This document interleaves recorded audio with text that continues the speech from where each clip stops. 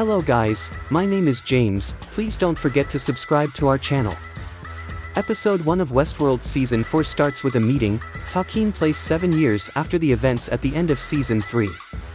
William has been buying up most of the outlying area, and he's shown a massive dam that's being used to power numerous mainframes. William wants to reserve the entirety of this for himself, even threatening the cartel if they don't play ball. They refuse to sell, leading William to enact Plan B. That plan presents itself when this businessman heads back home, noticing a whole swarm of flies up on the ceiling. The man passes out, but when he regains consciousness, he's somehow under William's control. He takes a knife, stabs the other men at the meeting and heads outside, bloodstained, staggering toward William and quite literally handing the deeds to this area to him. "You can rest now," William says, as the man takes a knife and slits his own throat. Meanwhile, Dolores, having died at the end of Season 3, awakens to the name of Christina. She has a whole new narrative and appears to be in the dark over the events that transpired last season. She's been receiving numerous calls from an unknown number 2, leading her to believe she's being watched. For now though, Christina is just trying to live a normal life. This involves an uneventful cocktail of work and hanging out at her apartment. Christina's job involves working as a writer at Olympiad Entertainment. Her work performance is suffering though, as she's called in by her boss for a meeting. He's concerned that the innocent stories she's concocting don't have any melodrama, sex or violence, which is what sells nowadays. Her boss warns that he may need to get a new writer if she doesn't get her head in the game.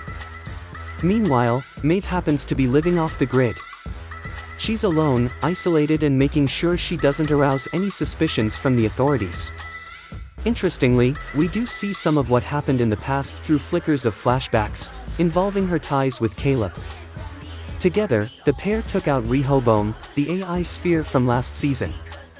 As for Caleb, he seems to have moved past this and he's currently in a relationship, and they have a kid too. Caleb works as an electrical engineer, although the ghosts from Riot's past still weigh heavily on him. Part of this stems from Maeve, who soon learns that several friends have stopped by 20 minutes back asking for her.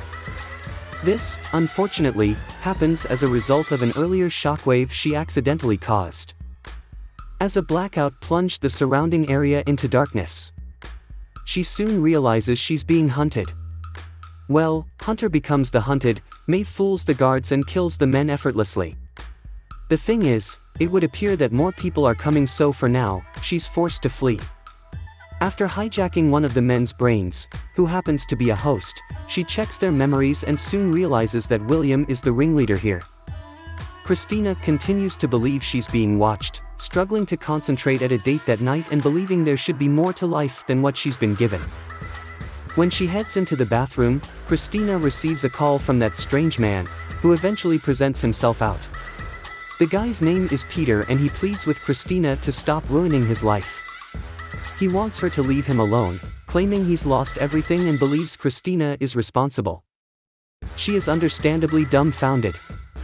When Peter pulls a knife and threatens her, a shadowy figure races in and saves Christina's life. In the morning, Christina rings Peter again, who happens to be up on the roof. He claims she's written all of this, and he eventually tumbles from the rooftop down to the ground. Could her stories at Olympiad Entertainment be in some way tied to what's happening with Peter? Is she taking away his free will? We shall see. Meanwhile, Caleb is attacked in the middle of the street by a similar shadowy man, who shows up to hurt the family. Thankfully, Maeve is there with her samurai sword and stops him. After disposing of this guard, Caleb breathes a sigh of relief as his daughter, Frankie, is still alive. When his partner heads back inside, Maeve warns Caleb that William is the one responsible for the attack. The war is far from over and Caleb realizes he needs to try and stop this, protecting the family in the process by leaving and bringing the fight to them. While Caleb and Maeve leave, Christina narrates to herself, wanting to start a new story with a purposeful narrative. While she ponders this on her balcony, the camera smoothly tracks down to show Teddy. Teddy is the one who saved her from Henry and appears to be her knight in shining armor. What does this mean for the future? We'll have to wait for next week's episode to find out.